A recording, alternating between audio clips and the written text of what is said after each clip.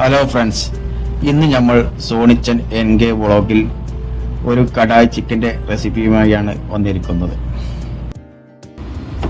അപ്പോൾ നമുക്ക് വർക്ക് തുടങ്ങാം. അതിനുവേണ്ടി ഒരു 5-6 ഉള്ളി കട്ട് ചെയ്തെടുക്കേണ്ടതുണ്ട്. അപ്പോൾ ആ ഉള്ളി ഞാൻ കട്ട് ചെയ്തെടുക്കാൻ പോവുകയാണ്.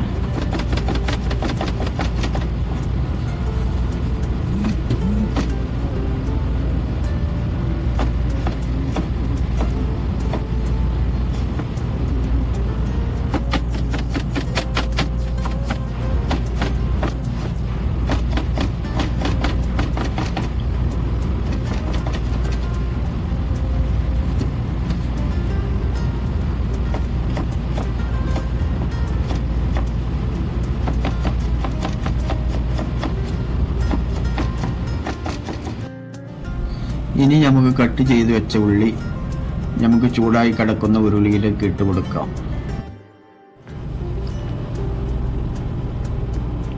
ഇനി ഇതിലേക്ക് നമ്മൾ ഒരു 4 പച്ചമുളക് കട്ട് ചെയ്തത് ഇട്ട് കൊടുക്കുകയാണ്. ഇനി നമ്മൾ അതിലേക്ക് ഇഞ്ചിയും വെളുത്തുള്ളിയും അരച്ചത് ഇട്ട് കൊടുക്കാം.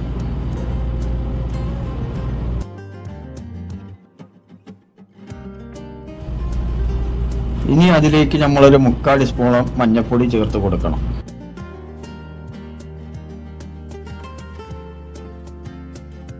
ഇനി നമ്മൾ അതിലേക്ക് 1 ടീസ്പൂൺ കാശ്മീർ ചില്ലി ചേർത്ത് കൊടുക്കുകയാണ്.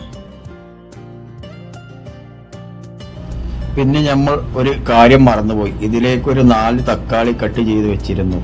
അത് ഇട്ട് കൊടുക്കാൻ മറന്നുപോയി. അത് ഇട്ട് കൊടുക്കുകയാണ്.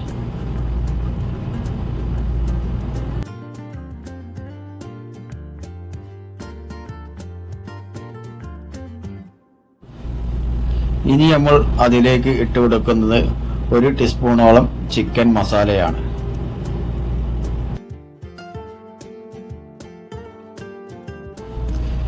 ഇനി നമുക്ക് അതിലോട്ട് കുറച്ച് സോയാ സോസ് ഒഴിച്ചു കൊടുക്കാം. സോയാ സോസൊക്കെ തീർന്നിരിക്കുന്നു. ഇനി നമുക്ക് അതിലോട്ട് ടൊമാറ്റോ കച്ചപ്പ് ഒഴിച്ചു കൊടുക്കാം. ഇനി നമ്മൾ ഫ്രൈ ചെയ്ത് വെച്ച ചിക്കൻ അതിലോട്ട് ഇട്ട് കൊടുക്കുകയാണ്. ചിക്കൻ ഫ്രൈ ചെയ്യുന്ന വീഡിയോ ഡിലീറ്റ് ആയിപ്പോയി. അത് നമ്മൾ നെക്സ്റ്റ് എന്തെങ്കിലും കുക്ക് ചെയ്യുമ്പോൾ ഞാൻ അത് ഉൾപ്പെടുത്തുന്നതായിരിക്കും. ഇനി നമുക്ക് കുറച്ചു നേരം ഇതൊന്ന് മൂടി വെച്ച് വേവിക്കാം. അങ്ങനെ നമ്മൾ കടായി നല്ലപോലെ വെന്ത് വന്നിട്ടുണ്ട്.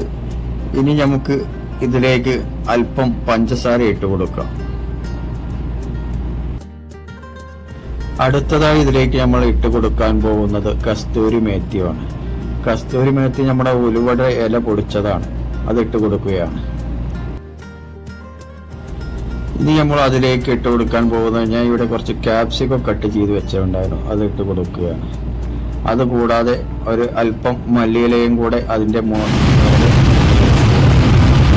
അപ്പോൾ അങ്ങനെ നമ്മുടെ കടായി ചിക്കൻ ഇവിടെ റെഡിയായി കഴിഞ്ഞിട്ടുണ്ട്.